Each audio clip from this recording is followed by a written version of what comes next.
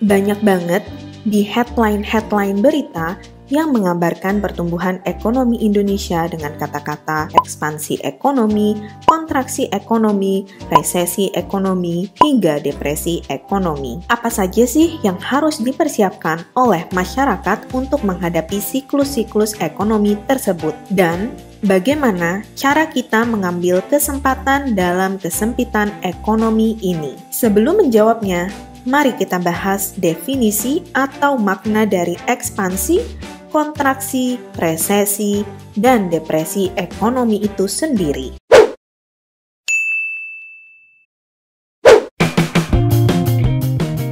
Siklus ekonomi terdiri dari 4 fase, yaitu kontraksi, palung, ekspansi, dan puncak. Biasanya, 4 fase ini akan terjadi berulang seiring waktu, tetapi dengan durasi yang bervariasi. Salah satu indikator yang menentukan pertumbuhan ekonomi adalah PDB, yaitu Produk Domestik Bruto atau dalam bahasa Inggris disebut GDP, yaitu Gross Domestic Product. PDB adalah jumlah dari produksi barang dan jasa yang dihasilkan suatu negara dalam periode waktu tertentu, umumnya setahun. PDB dapat dihitung dengan rumus berikut ini, yaitu konsumsi rumah tangga, ditambah investasi, ditambah konsumsi pemerintah, dan selisih dari ekspor dan impor. Fase puncak adalah periode ketika PDB berada pada level tertinggi atau aktivitas ekonomi berada pada titik tertinggi. Sebaliknya, fase palung adalah periode ketika PDB berada pada level terendah atau aktivitas ekonomi berada pada titik terendah. Kontraksi ekonomi adalah fase ekonomi yang terjadi setelah fase puncak dan sebelum fase palung. Fase kontraksi menandakan akhir periode pertumbuhan. Sebaliknya, ekspansi ekonomi adalah fase ekonomi yang terjadi setelah fase palung dan sebelum fase puncak. Pada periode ini, kegiatan ekonomi meningkat. Ekspansi ekonomi terbagi menjadi 2, yaitu recovery atau pemulihan ekonomi dan kemakmuran ekonomi atau prosperity. Pemulihan ekonomi merupakan fase awal dari ekspansi pasca keluar dari fase palung, sedangkan kemakmuran ekonomi merupakan fase akhir ekspansi sebelum fase puncak. Kontraksi juga terbagi menjadi 2, yaitu resesi dan depresi ekonomi.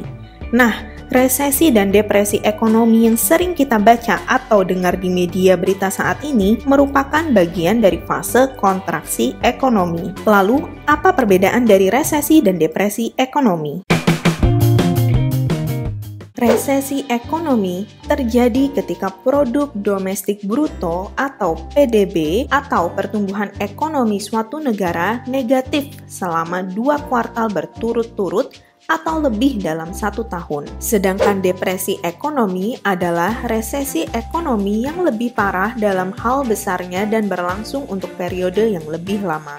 Namun, seperti dijelaskan sebelumnya, resesi dan depresi ekonomi sama-sama merupakan bagian dari siklus ekonomi, yaitu fase kontraksi ekonomi. Berdasarkan Investopedia, perbedaan dramatis antara resesi dan depresi ekonomi juga terletak pada penurunan PDB, di mana depresi ekonomi terjadi ketika penurunan PDB lebih dari 10%. Mengutip dari Fortune Magazine, terdapat perbedaan juga dalam hal durasi antara resesi dengan depresi. Resesi pada umumnya berlangsung selama 6 hingga 18 bulan, sedangkan depresi ekonomi biasanya berlangsung antara 18 hingga 43 bulan. Dengan kata lain, depresi ekonomi merupakan kondisi yang jauh lebih parah dari resesi.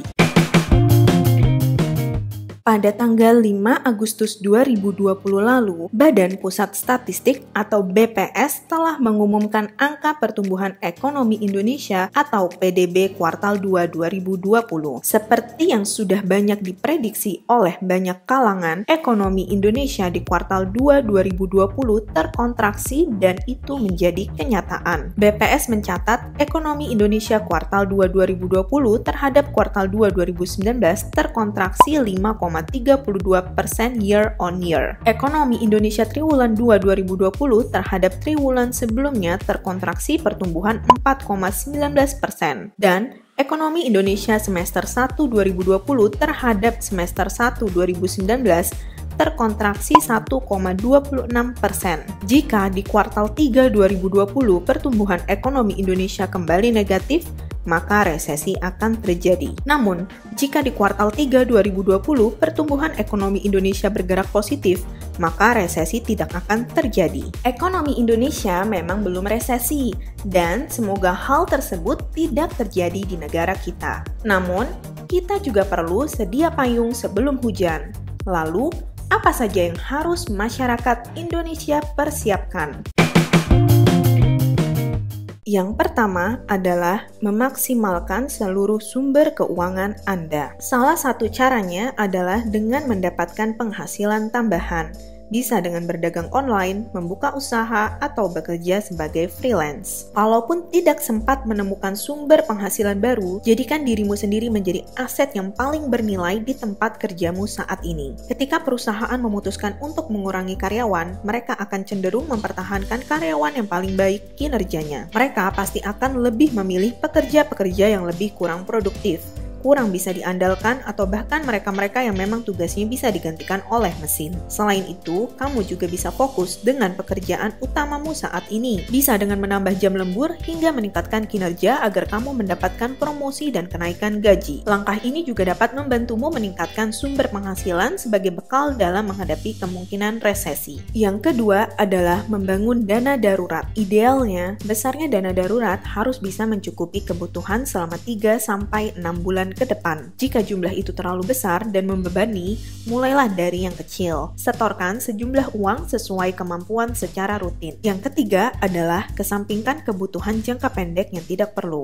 Misalnya, keinginan untuk mengganti motor, mobil, atau handphone dengan model yang terbaru yang sebenarnya tidak perlu-perlu banget. Maka sebaiknya kesampingkan dulu semua kebutuhan yang sifatnya tidak mendesak, lalu pindahkan dana yang sudah disiapkan ke dalam rekening. Yang keempat, berhenti langganan-langganan yang jarang atau bahkan tidak pernah dipakai, seperti film streaming, televisi kabel, atau keanggotaan pusat kebugaran yang jarang digunakan. Selain itu, kamu juga bisa memulainya dengan menelusuri laporan bank dan kartu kredit. Lalu, cari langganan dan layanan yang dibayar secara otomatis, seperti akun Amazon, Google, akun Apple, dan akun PayPal-mu. Cek langganan dan layanan lainnya, dan kamu bisa mulai berhenti langganan yang jarang kamu gunakan. Alternatif lainnya, kamu bisa mengubah provider dengan biaya yang lebih murah. Yang terakhir adalah jangan cepat-cepat melepas investasi ketika pasar jatuh. Inilah kesalahan finansial yang biasanya dilakukan oleh kebanyakan orang. Ingat, kamu belum rugi jika dana investasimu belum dicairkan. Namun, balik lagi ke tujuan keuanganmu. Dan juga perhatikan kekuatan dana darurat dan horizon waktunya. Ketiga hal ini akan sangat menentukan apakah kamu bisa meneruskan investasi, hold, atau menjualnya. Pertimbangkan dengan baik, kalaupun memang kamu memutuskan untuk menjualnya, pastikan bukan karena panik semata melihat pasar melesu. Saat terjadi kontraksi ekonomi, seperti resesi atau depresi ekonomi, salah satu kesempatan emas yang dapat diambil adalah berinvestasi. Dana investasinya pun banyak pilihan, mulai dari 100.000, ratusan juta, hingga miliaran rupiah.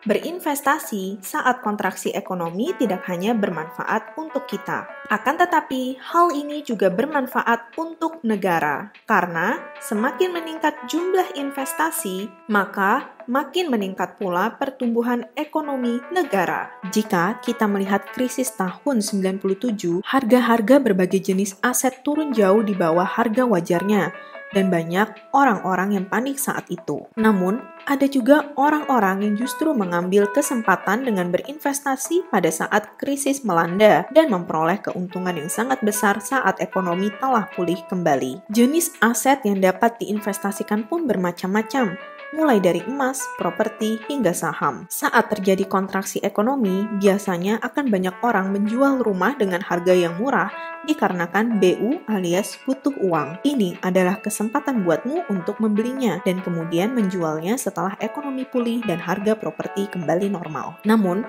Untuk investasi properti memang dibutuhkan dana yang cukup besar. Untuk kamu yang memiliki dana terbatas, kamu bisa juga berinvestasi di saham, karena hanya dengan uang Rp100.000, kamu sudah bisa berinvestasi di pasar modal. Namun, seperti yang sering saya sampaikan dan yang perlu diingat, bahwa saham memang memberikan keuntungan yang lebih besar dibandingkan jenis-jenis instrumen investasi lainnya. Namun, modal uang saja tidak cukup untuk mulai berinvestasi di pasar modal, karena diperlukan juga ilmu pengetahuan untuk meraup keuntungan tersebut. Tanpa ilmu dan hanya berbekal modal uang, maka ditakutkan bukannya meraup keuntungan, tapi justru mengalami kerugian. Jika kamu merasa properti dan saham tidak cocok untukmu, masih ada instrumen investasi lainnya, yaitu emas. Dan hal lainnya yang tidak kalah penting dari investasi uang adalah investasi ilmu. Ada pepatah yang mengatakan bahwa ilmu lebih utama dari harta karena ilmu itu menjagamu, sedangkan harta kamulah yang menjaganya. Maka dari itu, jangan pernah bosan untuk terus belajar. Media untuk belajar pun sekarang sangat banyak, dari yang berbayar hingga gratis seperti channel YouTube kami, yaitu Solivasi. Sekian video kita kali ini. Jangan lupa subscribe channel kami dan tekan tombol notifikasi agar kamu tidak ketinggalan untuk video-video edutainment selanjutnya. Semoga kita dapat mengambil pelajaran dari video ini dan sampai jumpa di video-video berikutnya.